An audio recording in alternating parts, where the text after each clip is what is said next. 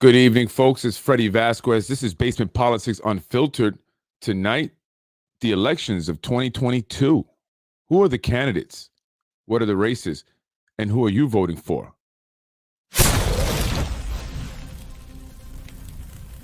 Let's get it popping. I am Freddie Vasquez. This is Basement Politics Unfiltered. Today is Saturday, February 26th, 2022. And we have some elections coming up. What elections are coming up and who are the candidates? And who are you voting for?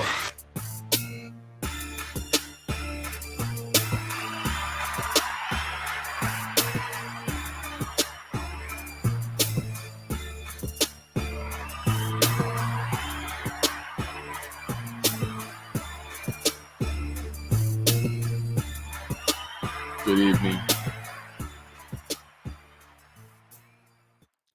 Good evening, folks. How you doing this evening? Happy Saturday, February 26, 2022.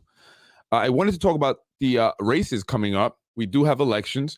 One of the things I have been mentioning a lot here on the podcast is to vote. Vote, vote, vote, vote, vote. So who are we going to vote for? What are the races that will be happening this year? We have primaries coming up June 28th. And I want to start with the governor's race. As we know, we have an unelected governor, Kathy Hochul, and honestly, I have not been really fond of her. The mask mandates and everything else that she's done.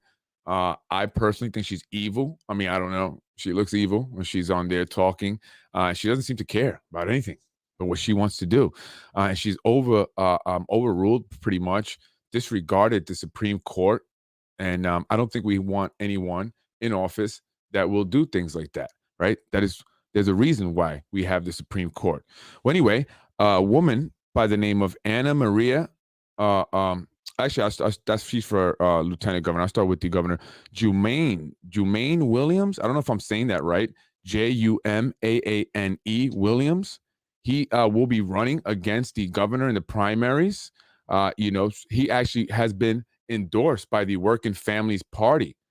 They actually endorsed him over Kathy Hochul, so good for them. Shout out to the Working Families Party. Although I don't like what you guys did over there in the race of the 4th District, in council race, what you did there, endorsing someone that really didn't want to run, clogging up that line. Anyway, but they gave the endorsement to Jumaane Williams. I don't know if I'm saying that right. He will be running in the primary against Kathy Hochul, and he has my support. That's for sure. He absolutely has my support. I want her out of there. Absolutely. And then the governor's race, Anna Maria Archila. I don't know if I'm saying that right. Archila. She running for lieutenant governor, grew up in Colombia, and her three big primary concerns that she wants to address, her platforms are, and this is very important actually, affordable housing, excellent health care. She wants to be able to provide excellent health care and high quality education, which I believe is extremely important. That's something that I am super focused on, right? She's also one of founding members, a co-executive director of immigrants' rights group, Make the Road NY, Make the Road New York. And again, she's also actually being endorsed by the Working Families Party as well, and will be running with Jumaane Williams, again, who's running for governor in the Democratic primary. I don't have a lot of information there. I just wanted to mention who we're running. So again, please, I don't want to encourage you who to vote for, but don't vote for Kathy Hochul. I'm just saying. Let's get her out of here. Let's get her out of there. Anyway, I want to jump to the Assembly's race. All right. The general election will be this year on November 8th of 2022. Again, like I said, the primaries will be June 28th. The Assembly's race is coming up. The probably the most famous one we've been hearing about is Nader Sayegh, right? He's one of the local guys here. His office is in Getty Square. Mr. Nader Sayegh. I've been speaking about him quite a bit on my podcast. If you have missed those episodes, go check them out.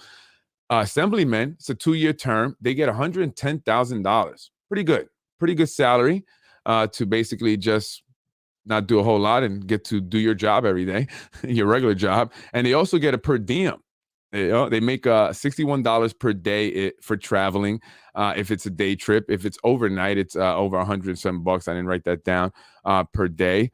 And Nader Sayegh represents the Assembly District 90, the 90th Assembly District, and he's already kicked off today he kicked off his campaign. He had a brunch this morning. I don't know if you guys saw that, or maybe some of you may have attended. I want to share the flyer there because I think it's funny. Check it out. Where is it at here? It's on the Yonkers Tribune. So he goes, please join us for Assembly Nader Sayegh campaign kickoff brunch. It was today. No, actually, I'm sorry. I thought it was today. I'm lying. It's Saturday, March 19th. I don't know why I thought it was today. Saturday, March 19th, between 11 and 1 at the Grand Roosevelt Ballroom. Now, they do a lot of events at this Grand Roosevelt Ballroom, man. The owner of this must be very happy, excited about that, because it seems like everything is done there or the, I was going to say the Polish Center, but the Castle Royale. They actually recently had an event there last night for John. I forget the last name. John, he does the brother to brother. He did the boxing thing. But anyway, there you go. If you interested in attending the campaign kickoff brunch for Nader Sayegh, there you go. It's going to be at the Grand Roosevelt Ballroom. That's on 2 Hudson Street, March 19th, Saturday, 11 to 1. And district leaders, $99. If you're a friend, $150. Sponsors, $250. What's a benefactor? Can someone explain that? Benefactor, $500. A patron, $1,000. You want to be a host? $2,500. You want a chair? $4,700. Now, what does that get you? What does the $4,700 get you? What does that mean? But I thought it was funny because the flyer here was in the Yonkers Tribune, and then if you scroll right below it, you get to see what he does for a living besides politics. Injured in an accident? Call Assemblyman Nader Sayegh. He will definitely get you the money because he's an assemblyman and he's connected, and he's probably one of the reasons the judge that's in the case is judge. Just kidding. Well, he's does have someone running against him. He does. But I want to start out with the rumors that was swirling with Mayor Mike Spano. There was a lot of talk about him. I'm sorry, not Mike Spano. I'm lying. I'm thinking of Congress race. I'm sorry. There's no one running. I should say no one's announced officially that they will be running against Nader Sayegh. The rumors, though, I've heard actually were that Tasha Diaz and Mike Breen might be running against Mike Breen in the general election, but Tasha Diaz in the primary. I don't know how true that is.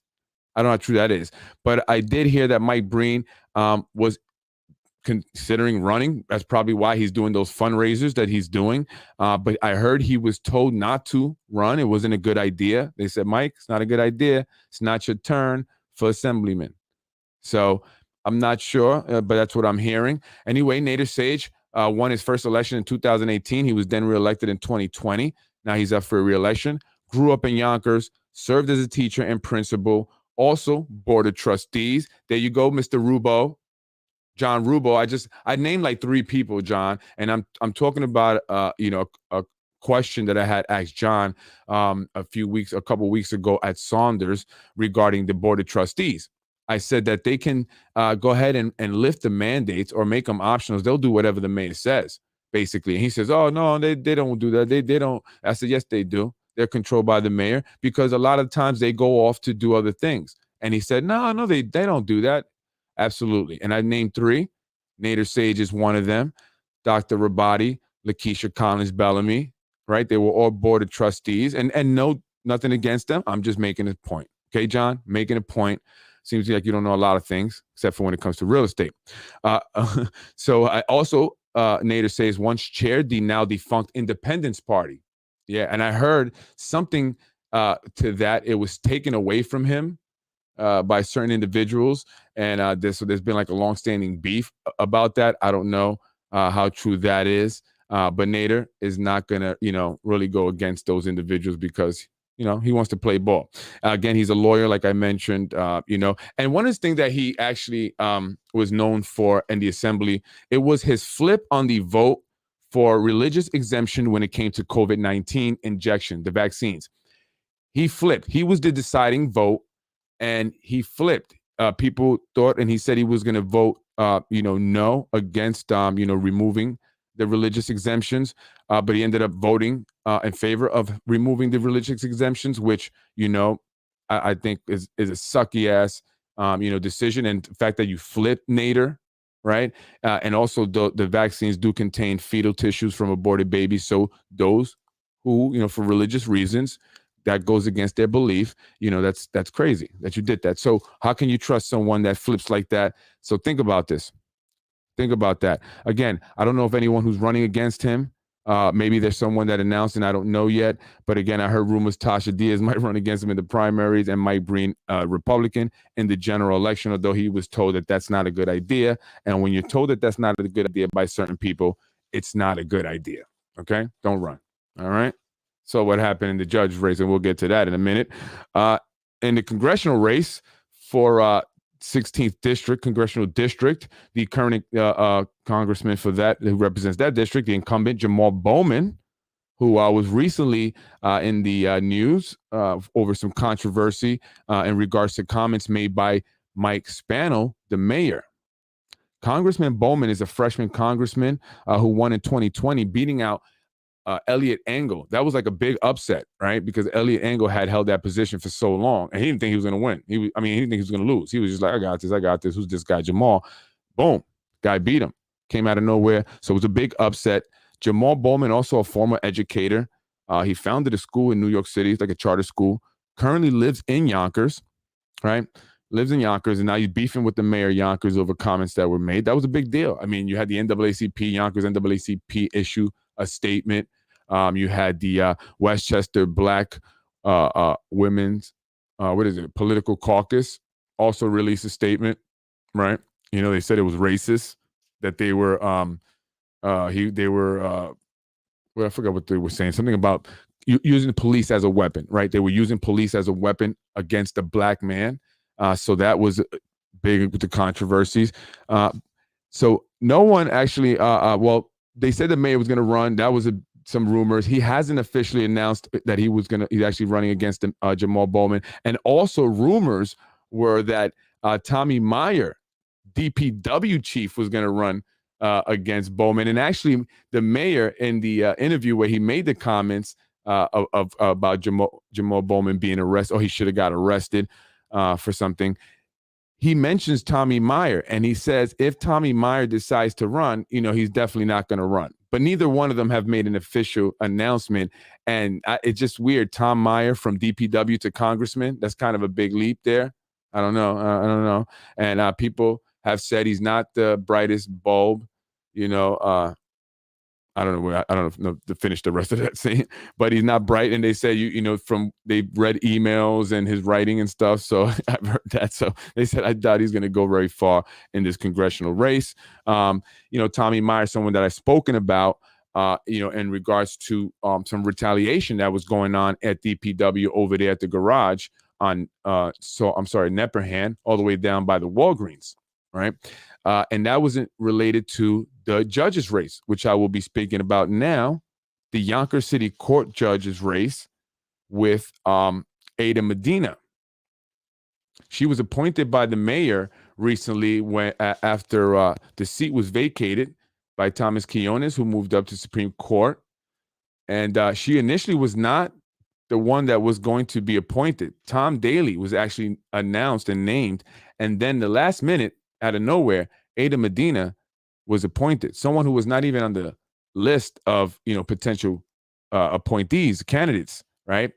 And so a gentleman who wanted to run against her in the primaries was told not to run. They told him it wasn't a good idea, similar to what they told Breen. And he said, I'm going to run anyway. And his brother caught flack over at DPW because Tom Meyer runs the Democratic Party here in the city of Yonkers. He is the Democratic chair, and he was very upset about the decision that this gentleman was going to make to run anyway. And so they got Ada Medina to make it difficult for him. Ada Medina was also his supervisor. Yeah, they got his boss. They said, you want to play games? We're going to get your boss to run. We're going to appoint your boss, I should say, Now go ahead and run against her. Go ahead and run against a Latina woman who's your boss. Yeah, we got you. And so the gentleman, after, he had a lot of energy and wanted to go anyway, and he decided maybe it's not a good idea. It's not a good idea. I don't want to spend money, waste time, and I'm not going to get anywhere. He had the whole system against him. So now Ada Medina is running to get elected for the position and remain in the seat. No one's announced that they will be running against her, and I doubt that they will. After what happened to the gentleman, I doubt anyone will be running against her. But she has, hired a campaign management team. Precision. Her campaign manager is Frank Jarris, son of political operative Sayegh Jarris. Many of you know his story. I've mentioned him many times in the podcast now. So they're the ones that are going to be running her campaign, and many have wondered why. Why hire a campaign management company at all when no one's running against you, and no one probably will? And then why hire someone or a company that is owned and linked to someone like Sayegh Jarris, especially because this is a judge's race where they say it has, should be free of all that, any kind of illegal, people that have been arrested or anything like that, because, they're judges, right? This is a judge. They're supposed to be clean.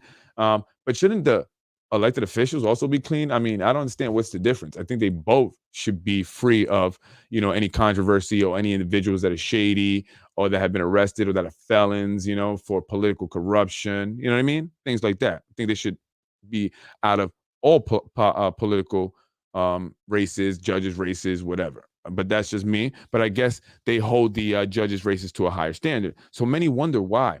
And is that what she had to do for her appointment? Some say that's a way of, making money, right? You create a consulting firm, campaign consulting firm.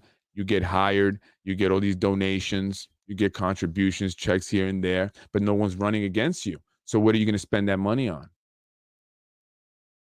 Where's that money going to go? Right? So that's what people are wondering. And this, I'm not trying to make any accusations or say, but it leads you to wonder. Why? Does it make sense to spend the money? Right? Because they're not cheap, these guys. Sayegh Jarris, they charge a lot of money, man. They want that money. They're not cheap. They got $1 million homes in Scarsdale. Right? So they got to continue to pay that stuff. It's not cheap. Not cheap at all. Oh, really quick, I didn't mention this about Jamal Bowman. I just found out in 2021, he was accused of taking a generous salary from his campaign fund after saying he would go salary free during the race. But between March and November of 2020, I should say, records show he pocketed $27,000 from his campaign committee. Kind of like John Rubo, his campaign committee paid $10,000 for the handwriting expert and Harris Beach to represent the masseuse so they can knock out Carlos Burgos out the race. Remember that? Yeah. Oh, actually, you know what? As another gentleman actually entered the race, Westchester County legislator, he just filed Vedat Gashi, Gashi. He filed for the primary for June. He's a 28th Westchester County legislator. And Manuel Casanova, a Democratic district leader from New Rochelle. He's going to challenge Jamal Bowman. He's already registered or filed to run in the primary. So, yeah, you have two individuals there. And possibly Mike Spano. I doubt it. Tommy Meyer. I doubt it. But if he does enter and he wins, will Sayegh Jarris' wife become the new boss? Or will it be Tom Tiedemann? Because I hear Tom Tiedemann or Tiedemann or whatever his name is. I hear he's a mother beep also over there. Don't mess with them. They will retaliate. So, yeah, that's, there's other races going on throughout Westchester and the state of New York. Those are some I just wanted to mention because of the individuals that I have been speaking about in the podcast. Those are individuals also that I have been, getting information on. People are talking about here in the city of Yonkers, the rumors, the gossips, the bochincha. So I wanted to mention that in those races. And who will you be voting for, right? Who will you be voting for? I know I will not be voting for for Kathy Hochul. Absolutely not. Definitely not. When it comes to Congress and stuff, I don't know. Well, we'll see. I mean, do I even vote for that? I don't know. But yeah, I know for Kathy Hochul's out, guys, please. I'm just saying, I don't want to influence anyone's voting decision, but this time, I don't know. That lady's evil, guys. That lady's evil. But yeah, so that's what it is. Oh, and I did want to talk about yesterday's podcast. I mentioned the committee. It's called the Community and Mental Health Services Committee. That's chaired by Councilwoman Shanae Williams. And now I found out earlier this year that she was the chair. I should say maybe a couple months ago, that she was the chair of this committee. And I was very surprised because her district is plagued by mental health and drug addiction, as well as increasing homelessness. Right. And while they have those beautiful waterfront developments going up, it only, you go about 50 feet, 100 feet away from there, and you can actually see what I'm talking about. So when I found this out, I said, wait a minute, what are they doing? So I tried to look into the committee. I didn't find much. And then recently I saw that they were having another meeting. I said, okay, that's good. Maybe because I've been mentioning it and they want to do something now. So they had the meeting on Tuesday. I was eager to watch, and then I was disappointed. They did speak about certain initiatives that they want to do. They're applying for $2 million for a state grant in order to fund these 3 initiatives, which honestly, and I'm not trying, and so this is why I want to say, I'm not trying to be negative. I'm not trying to be critical, and I'm not upset. Like, I'm not angry about, something that, that I want. It's not about that. Absolutely not. It's about the fact that, it doesn't seem like much is getting done. And it seems like when they act like they're going to do something, it's kind of BS stuff, and it's stuff that they've just been doing forever. And I don't see any real results. I mean, people are still complaining here in the city of Yonkers. People still see issues that need to be addressed. So why continue doing the same thing? And that's what I was just saying. Why continue doing the same thing? That's actually the definition of insanity, right? Continue to do the same thing and expecting a different result. But that's exactly what they're doing. They're funding initiatives and organizations that have been receiving funding forever. And not that they're not doing anything or nothing, but I think that we need to have new ideas. We need to have new, fresh approaches, right? And we have to, have a different strategy. I mean, it's cool to get kids, to engage them in activities, to go to, movies or play, in the park and stuff like that. That's great. That gives them an activity. They're not obviously going to get in trouble, whatever. However, but there should be a goal also to help break the cycle of poverty, right? To give the tools and the knowledge to the young individuals from these low-income communities, low socioeconomic communities, and give them tools so they can succeed and break the cycle of poverty. Because I've worked in programs that they're called respite programs, right? I used to work for Family Services of West. I did a lot of this stuff, So I mean, I have a good background. So I didn't just do business. I worked in schools for 8 years, special needs schools, alternative high schools, but I also worked for Family Services of Westchester in a respite program. We picked up kids every weekend, right, throughout Westchester. A lot of kids from Yonkers, Peekskill, Cortland Manor. We go all over, right? And we take them out Saturdays and Sundays. We go bowling. We go to the movies. We may, go to the pool, in the summertime. Or summertime, we did a camp. We take them to. So that was great. It was great, and it kept them off the street for that point in time. But this was years ago, and I see a lot of the kids now. They're older. They're men now, some of them, and women, and a lot of them have gone through problems, trouble still. Some have been killed, and that's always sad, to hear that. And unfortunately, I've heard that so many times. Hey, so and so was killed. A kid that I had as a student, or in a program.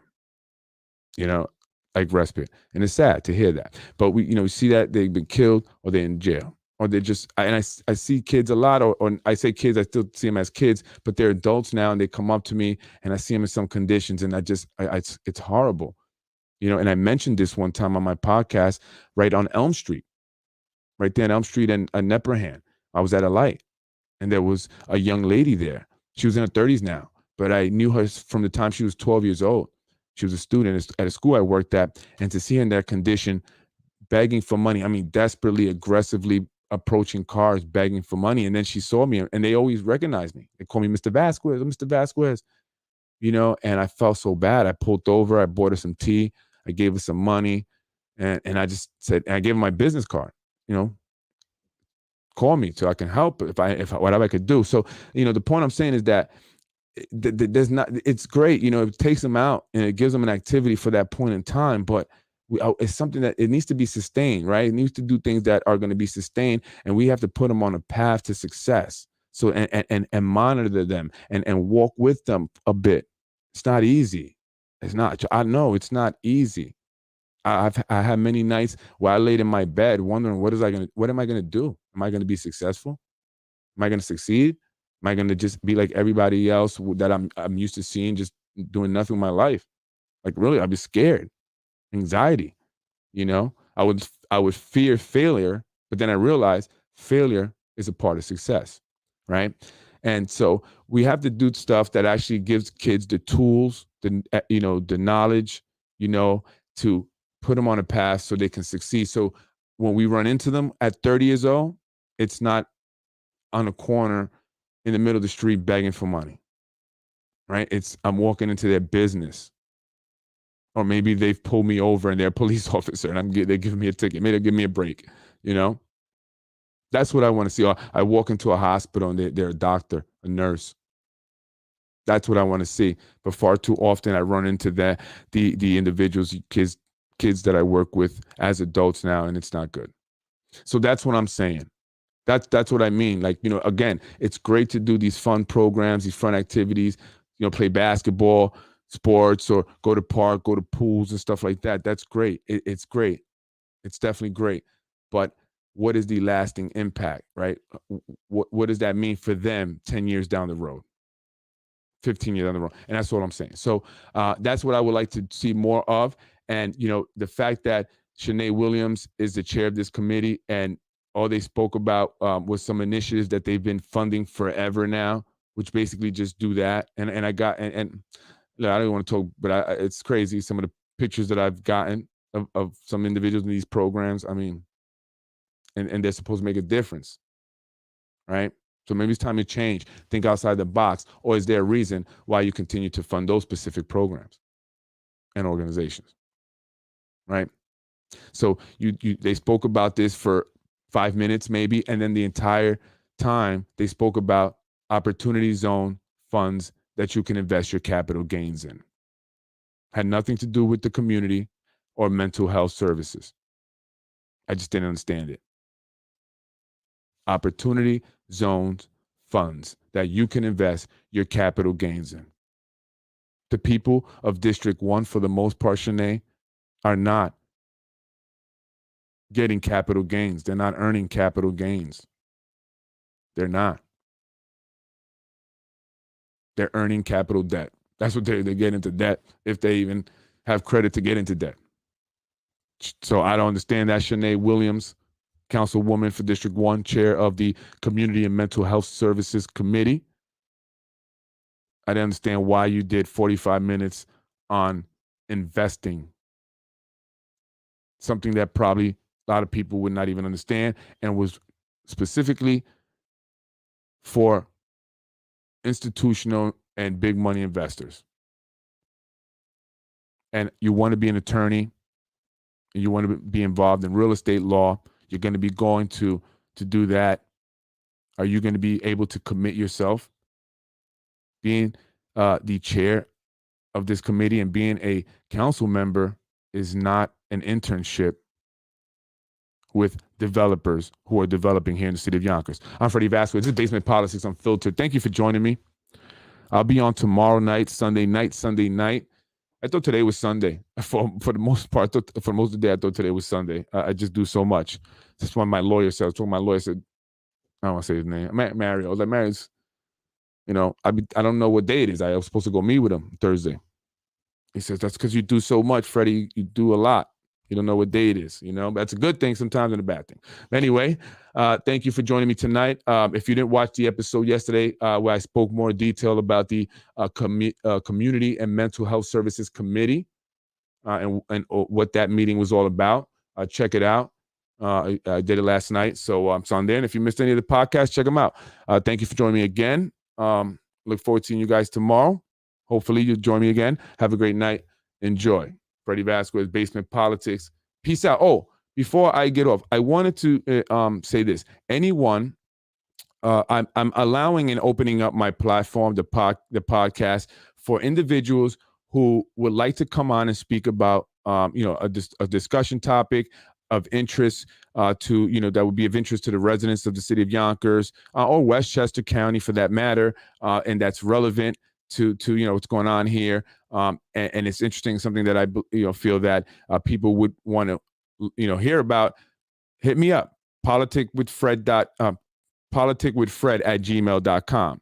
Again, politicwithfred@gmail.com. Let me know. Come on, it's kind of like that article that that people do on the Yonkers Tribune, where they'll write an article, kind of share their thoughts and opinions. So if you want to share your thoughts and opinions on a topic, on an issue that's important, that's relevant to the city of Yonkers and Westchester County, all right, and politics, social issues, stuff like that, let me know. We can come on, we'll discuss it, and get you on the air. Again, I'm Freddie Vasquez, Basic Politics. Thank you for joining me. Good night. Love you guys. Peace. Let's get it popping. Everybody loves that saying. Hashtag let's get it popping.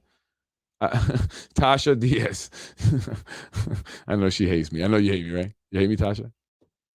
You hate me, Tasha? Let's get it popping. I am Freddie Vasquez. This was Basement Politics Unfiltered. Join me tomorrow where I'll talk a little more about chinche. Got some gossip. But it's relevant. So join me tomorrow night. I'll be on. Thank you, folks. Enjoy the rest of your night.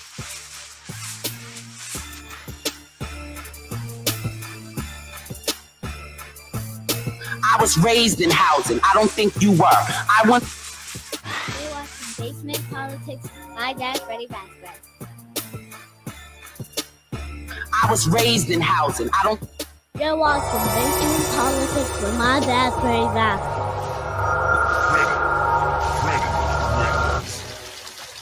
Fatality. No! Like I said, political games that are being played. You can apply.